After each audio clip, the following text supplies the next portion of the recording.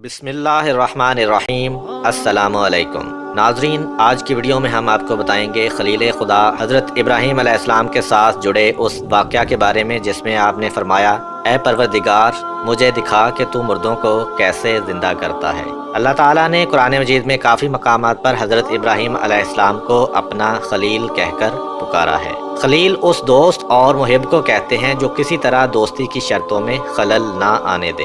حضرت ابراہیم علیہ السلام کے خلیل خدا ہونے کے بارے میں حضرت امام جعفر صادق علیہ السلام سے منقول ہے کہ ابراہیم علیہ السلام مہمانوں کے باپ تھے، یعنی مہمانوں کو بہت دوست رکھتے تھے۔ جب کوئی مہمان آپ کے پاس نہ ہوتا تھا تو آپ علیہ السلام مہمان کو تلاش کرتے تھے۔ ایک روز گھر کے دروازوں کو بند کر کے مہمانوں کی تلاش میں باہر تشریف لے گئے۔ جب واپس آئے تو ایک شخص کو مکان میں دیکھا۔ فرمایا، اے بندہ خدا، کس کی اجازت سے اس گھر میں داخل ہوا ہے؟ اس نے 3 مرتبہ کہا کہ اس مکان کے پروردگار کی اجازت سے۔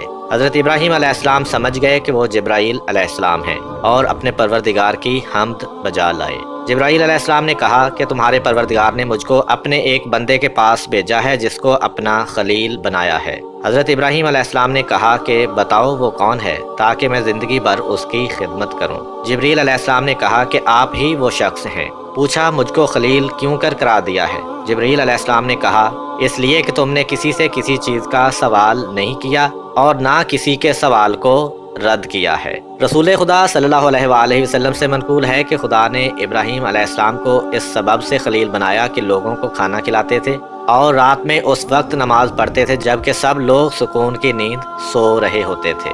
ایک دفعہ حضرت ابراہیم علیہ السلام دریا کے کنارے سے گزر رہے تھے کہ آپ کی نظر ایک ایسے مردار پر پڑی جو دریا کے کنارے پڑا ہوا تھا۔ دریائی اور خشکی کے درندے اسے کھا رہے تھے، پھر یہ درندے بھی ایک دوسرے کو کھانے لگے۔ یہ دیکھ کر حضرت ابراہیم علیہ السلام کو تعجب ہوا۔ اس منظر نے حضرت ابراہیم علیہ السلام کو ایک ایسے مسئلہ کی فکر میں ڈال دیا جس کی کیفیت سب تفصیل سے جاننا چاہتے ہیں، اور وہ ہے موت کے بعد مردے کس طرح زندہ ہوں گے۔ حضرت ابراہیم علیہ السلام سوچنے لگے کہ اگر ایسا ہی انسانی جسم کے ساتھ ہو اور انسان کا بدن جانوروں کے بدن کا جزو بن جائے تو قیامت میں اٹھنے کا معاملہ کیسے عمل میں آئے گا، جبکہ قیامت کے روز انسان کو اسی بدن کے ساتھ اٹھنا ہے۔ حضرت ابراہیم علیہ السلام نے اللہ سے درخواست کی کہ اے میرے پروردگار مجھے دکھا کہ تو مردوں کو کیسے زندہ کرے گا۔ اللہ تعالیٰ نے فرمایا، کیا تم اس بات پر یقین نہیں رکھتے؟ حضرت ابراہیم علیہ السلام نے کہا، ایمان تو رکھتا ہوں لیکن چاہتا ہوں کہ دل کو تسلی ہو جائے۔ فرمایا، تو پھر 4 پرندے لے لو، ان کے ٹکڑے ٹکڑے کر ڈالو اور ہر پہاڑ پر ان کا ایک ایک ٹکڑا رکھ دو۔ اس کے بعد ان کے نام سے ان کو بلاؤ، دیکھنا کہ وہ دوڑتے ہوئے تمہارے پاس آتے ہیں، اور خدا بے شک غالب حکمت والا ہے۔ اللہ تعالیٰ نے حضرت ابراہیم علیہ السلام کو نبوت کے مرتبے پر فائز فرمایا تھا۔ حضرت ابراہیم علیہ السلام کا دل خدا پر ایمان سے معمور تھا اور اس میں پروردگار کی قدرت کے بارے میں رتی بھر شک و شبہ کی گنجائش نہیں تھی، تاہم اس غرض سے کہ چیزوں کے حقائق ان پر واضح ہو جائیں اور ان کی بصیرت میں اضافہ ہو جائے، انہوں نے خدا سے درخواست کی کہ وہ انہیں یہ نظارہ دکھائے کہ وہ مردوں کو کیسے زندہ کرتا ہے۔ چونکہ حضرت ابراہیم علیہ السلام کا مقصد اطمینان قلب حاصل کرنا تھا، اس لیے خدا نے ان کے پاس وحی بھیجی کہ 4 پرندے پکڑو، انہیں ذبح کرنے کے بعد ان کا قیمہ کرو اور اسے آپس میں ملا دو، پھر اسے چند حصوں میں تقسیم کرو اور ہر حصہ ایک پہاڑی پر رکھ دو۔ پھر ان پرندوں کو بلاؤ تاکہ وہ خدا کے اذن سے زندہ ہو کر تمہارے پاس آ جائیں۔ حضرت ابراہیم علیہ السلام نے خدا کے حکم پر عمل کیا اور پرندوں کو ذبح کرنے کے بعد ان کے گوشت کا قیمہ باہم ملا دینے اور پھر تقسیم کرنے کے بعد انہیں مختلف پہاڑوں پر رکھ دیا۔ آپ علیہ السلام نے ان پرندوں کی چونچیں اپنی انگلیوں میں پکڑ لیں اور اپنے پاس دانہ اور پانی رکھ لیا۔ پھر ان پرندوں کا نام لے کر ان کو آواز دی کہ خدا کے اذن سے زندہ ہو جاؤ، تو ان حیوانوں کے بعض اجزاء بعض کی طرف اڑے اور ان کے بدن درست ہوئے اور ہر بدن اپنی گردن اور سر سے آ کر جڑ گئے۔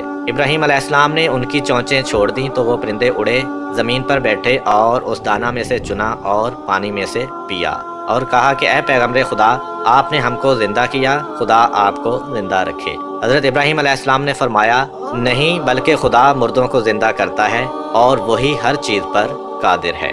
یوں حضرت ابراہیم علیہ السلام نے مردوں کو زندہ کرنے کی شکل میں قدرت کا یہ عظیم مظاہرہ اپنی آنکھوں سے دیکھ لیا تو ان کے قلب کو جو پہلے ہی ایمان کی دولت سے مالا مال تھا مزید اطمینان حاصل ہوا۔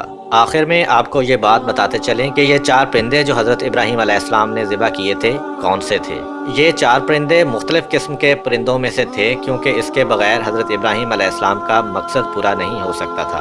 اس لیے ضروری تھا کہ ہر پرندے کے اجزاء اس کے اصلی بدن میں واپس آئیں، اور یہ مختلف قسم کے ہونے کی صورت میں ہی ثابت ہو سکتا تھا۔ مشہور روایت کے مطابق وہ 4 پرندے مور، مرغ، کبوتر اور کوا تھے، اور جن پہاڑوں پر حضرت ابراہیم علیہ السلام نے ان پرندوں کے اجزاء رکھے تھے ان کی تعداد کا ذکر قرآن مجید میں نہیں ہے، لیکن روایات اہل بیت علیہم السلام میں یہ تعداد 10 بتائی گئی ہے، اور روایات کے مطابق یہ پہاڑ اردن یا شام کے پہاڑوں میں سے۔ امید کرتا ہوں کہ آپ کو آج کی ویڈیو پسند آئی ہوگی۔ ویڈیو کو لائک ضرور کریں تاکہ ہم آپ کے لیے مزید اچھی ویڈیوز لاتے رہیں، اور دوستوں کے ساتھ شیئر کرنا بھی مت بھولیں۔ حضرت ابراہیم علیہ السلام کی آگے کی زندگی کے حالات ہم آپ کو آنے والی ویڈیوز میں بیان کریں گے۔ اللہ آپ سب کا حامی و ناصر ہو۔ ملتے ہیں ایک نئی ویڈیو کے ساتھ، تب تک کے لیے اجازت دیجیے۔ اللہ حافظ۔